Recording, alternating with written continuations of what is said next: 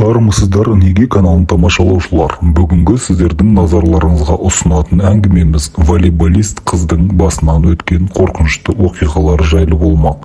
Ендеше әңгіме ұнаса лайк басып, ең бастысы подписация етуді ұмытпайық. Ендеше кеттік. Сәния баскетболмен 4-ші сыныптан бастап айналысады.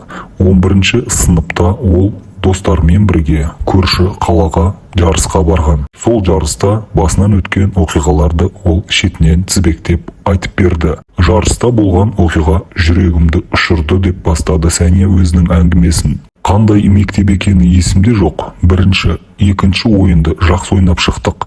Кешке сол мектептің спорт залында төсек салып бізді жайғастырды. Түннің бір уақытына дейін әңгіме дүкен құрып жатқанбыз. Енді ұйықтайық десек, төбеден түрлі дүрсілдеген дыбыстар естіле бастайды. Құдды билеп жатқан сияқты. Әбден маза бермеген соң шығып қарасақ, ешкім жоқ дейді Сәния. Не болғанын білмеген қыздар бісмілләсін айтып жатып қалады. Сонда да таңға дейін маза болмайды. У-шу, тарс-тұрс дүрсілден ұйқы қашады.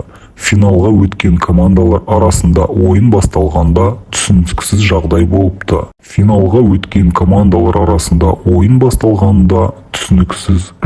орын алыпты.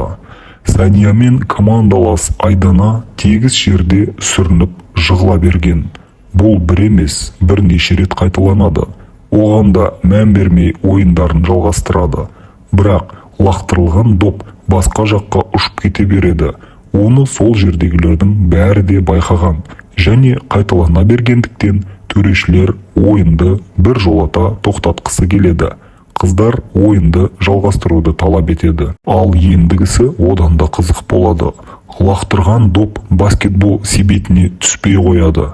Ал түссе айналып сыртқа шығып кетеді. Ақыр аяғы команда жеңіліп кері қайтады.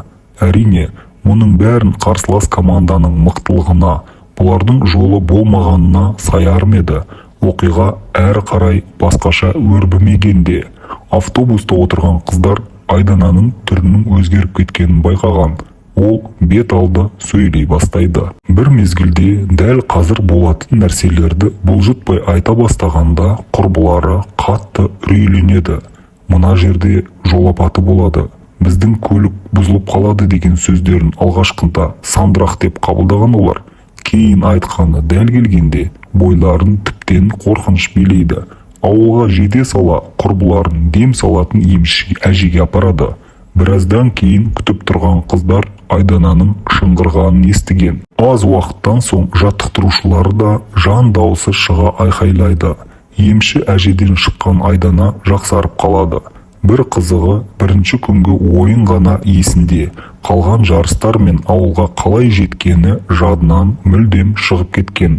Зираттың үстіне салынған мектеп шығар.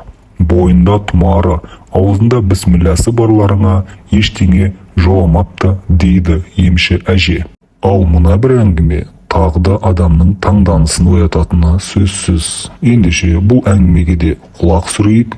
Мейрамханада ақ көйлекті әйел жүреді. Рок әншілер тобын музыка аспабында сүйемелдеуші Ия Шарипова Конституция көшесіндегі шығыс стиліндегі мейрамханада елес барына сенеді.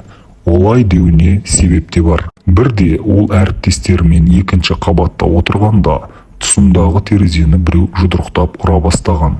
Бірақ осы уақытқа дейін аспаздар мен даяшылардан мұнда көрінетін елес туралы неше түрлі қорқынышты әңгіме естіп жүрген және оған мән бермеген. Ал тағы бір күні сол ресторанда ақ көйлек киген әйел қарсы алдымда отырды. Бірақ сол отырған күйінде жоқ болып кетті. Байқап үлгермедік, әп-сәтте ғайып болды. Оны мен ғана емес, сол жерде жұмыс істейтін көп адам көрген дейді. Достар, әңгіме ұнаса лайк басып, міндетті түрде подписация етуді ұмытпайық.